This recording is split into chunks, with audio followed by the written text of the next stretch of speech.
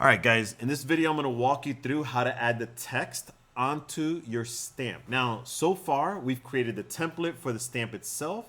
We created the halftone pattern or the money pattern, right? And I showed you how to put it in there as well. If you haven't seen those videos are on there as well. But you can see Philly, my name, the cents right here, the image with the money pattern, and my stamp template. Everything works together. There is a color pattern, color palette there as well. And you can see that Philly actually warps around my head. I'll show you how to do that part as well. You've seen these previous ones. If you haven't, this is one of the ones that we first started with.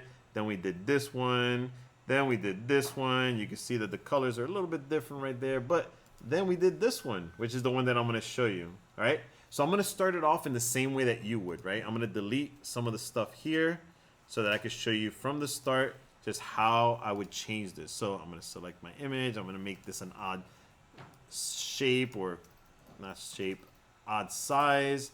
So I can move this around and show you how to do that. Okay, so let's say this is how you started, right? You have your image, you have your stamp template, and you have your image inside the stamp template. You can see it cuts out right there. The first thing you want to do is to move your image around. So inside your layers palette, which looks something like this, select that so you could open it up, and you'll see that some of these arrows are pointing sideways and you can't see what's inside. So all you have to do is click on that arrow to see what's inside. Or even here, this is the clipping path. Click on that and you can see what's inside there. I have a background color and I have my image. I do want to make my image smaller. I hold shift and I can make that smaller. And then I could adjust that right here. I could even rotate if I go to the corner, right?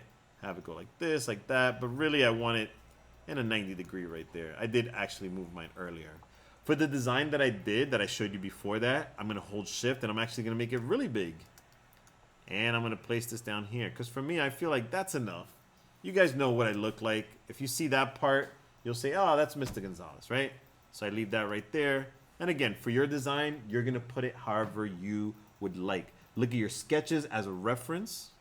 But that's about it. Now we're gonna go to the type tool. The type tool looks something like this. It's a T, right? Now, there's two that I'm gonna show you right now. Only one is the one that you're gonna use. If you click and start typing, that's a line of text. If you click and drag, that's a text box. That's not what you want. Do not make a text box. Here's why. A text box, yeah, you can make it smaller, you can make it bigger, right? But it's for larger bodies of text. So the selection tool right there, delete that. And I'm gonna click on my text line with the selection tool. I'm gonna hold shift and I'm gonna make it bigger. As I'm making this bigger, right, I have to make sure that I hold shift. I messed up right there, right? I'm gonna actually type Philly in here. I'm gonna click, double click on it, capital P, and then lowercase Hilly. All right, Philly is right there. And I'm gonna hold shift and I'm gonna make it bigger. I can make it as big as I want and put it wherever I want, again, with the selection tool. So I have that right there, this right here. Okay, now I wanna do, actually I do want this bigger. I'll put it right over here and then right over there. Now I'm gonna do another line of text. So type tool, click, and I'm gonna just type my name. Andres, this is my name, by the way. Do not type my name, put your name. I'm gonna do the selection tool again, hold shift, make it bigger. Now remember, you're limited to 3 colors at the most and 2 fonts at the most. You don't have to use 2 fonts. You can use just 1 font, but for me, this one right here is Oh Chewy, that's the font. I could change it here or here. But for this one, I don't want everything to be scripty, so I'm gonna do Helvetica. There you go, that's a good font. I'll do Helvetica bold, actually. All right, there it is. I'm gonna do the type tool again, and I'm gonna just click and start typing. I'm gonna do 10 for my cents. Selection tool, hold shift, and make it bigger. Now here's the thing. You could change the font. You could change the family or the style, actually. This is the font family, this is the font style. I can make it oblique, light oblique, regular, light, right? I could also change these things here. The size of my font, it takes too long. That's why I use the selection tool. But you could also change the spacing in between one row of text and another. I don't have that here. I do have this one, right? That I did have to adjust it there. But for this one, I don't have to adjust the leading. This is the kerning, which you can see is the space between two letters. But I actually want to do tracking, which is the space between all of my letters. I'm going to do something crazy for this one. I'm going to make this maybe 40 point. And maybe I want this to be at 100. Oops, that's 0, 100. There you go. Maybe more. Let's try 1,000. Is that too much? Yeah, maybe 800. I don't know. Again, this is just my design. For you guys, it's going to be different. Make this smaller. There you go. I'm looking for contrast here, right? Big, thick, scripty font. Thin, small, very spaced out font right here, right? Again, contrast. Something big, something small. Something bold, something thin, I guess. I don't know. I'm going to make this smaller right here. And then I'm going to work on this one. This one right here, I'm still going to do Helvetica, but I'm going to do bold. I'm going to change my size to be a lot. Actually, I could change the tracking here to negative as well. Negative 30. Negative 100. Yeah, that seems to work. Now, the only thing that I have to do for this 10 cents is to actually get the cents mark.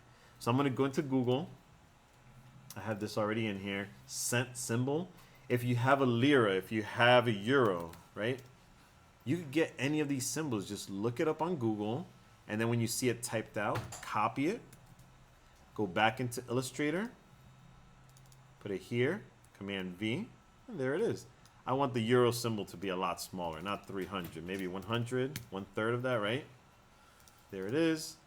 I could rotate this. Hold Shift. Oops. Hold Shift. Rotate it. Make it smaller. Now, here's where we get a little bit of an interesting thing, right?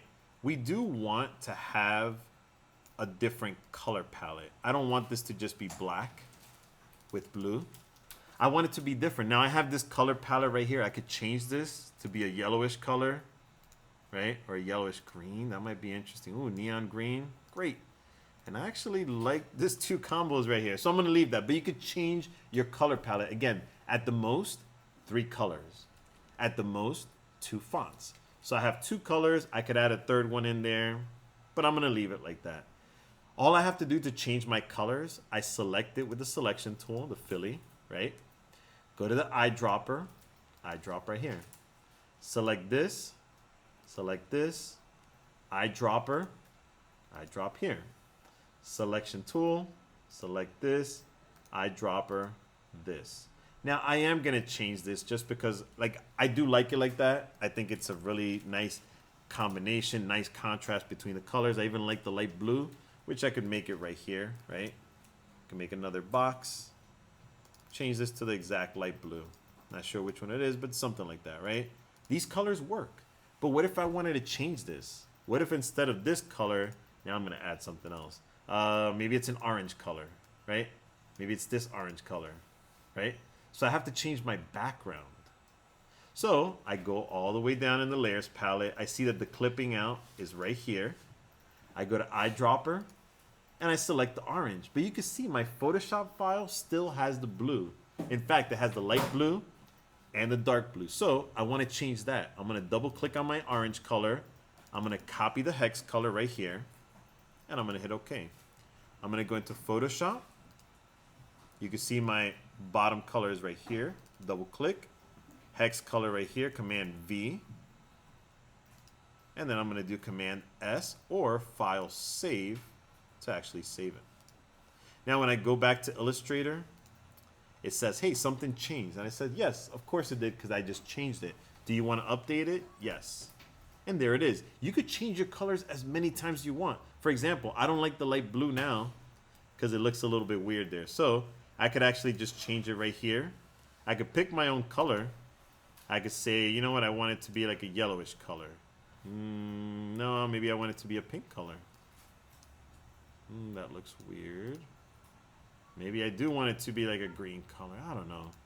Red would just blend into it. Maybe I'll do green. Here, Command S or File Save. I go back over here and you can change it as many times as you want, right? And there it is. The last thing that I said I was going to show you is how to warp your text. Now, I'm going to make it more dramatic on this one. I'm going to just make this smaller, put it over here. And I want my text to really wrap around my head. So I'm going to bring this here. All right. When you have it selected on the top, you see where it says paragraph, you have this, and then you have this. I'm going to click on this little arrow right there. Make envelope options. You can make it with a warp, or you can make it with a mesh. I prefer to do it, especially with something like this, with a mesh. I click on that. How come it didn't do it? There it is. All right. I could select how many rows I want. I could select how many columns I want. I actually want to limit my rows because I'm going to warp it to the bottom. I want to limit my rows to 1. Now my columns, I don't want too many. I'm going to do 4. Maybe I'll do 5 actually. I'll do it with 5, right? You can see the preview right there because I have that selected and I hit OK. Now I want to warp these columns. These columns actually control my text. It controls like how it's going to look. So with the other arrow, which is this little direct selection tool right there, it's a white arrow. Select it and you could directly select one point. Notice this one's not selected because it's still white and this one is blue. So I could click on that. I'm going to bring this down and I'm actually going to hold shift. See how it's warping it? It looks like the Phillies P or the Pinterest P, right? Kind of. All right. And then I could select this one and I could bring this one down as well. Look at that. Select this one, bring this one up. Select this one, bring this one up a little bit there. I could also change the handles. Take a look. Handle right there. This one. Oops. Where is it? This one right here. I could change the handles of those. Or this one. What did I do? Anyway, I could change the handle. I think I'm zoomed in too much. There. Pull this right here. And it, that looks ugly. This looks better. This, maybe bring this one down. Yeah, there you go. All right, so now you know how to adjust your text, how to design your text, how to warp your text. I'm gonna move this up right there. Yeah, but all of that comes together to finish up your design. All right, I hope this helps. Remember, you're doing one in different styles. Play around with the different styles of text, different fonts, and all things like that. All right, I hope this helps. Enjoy.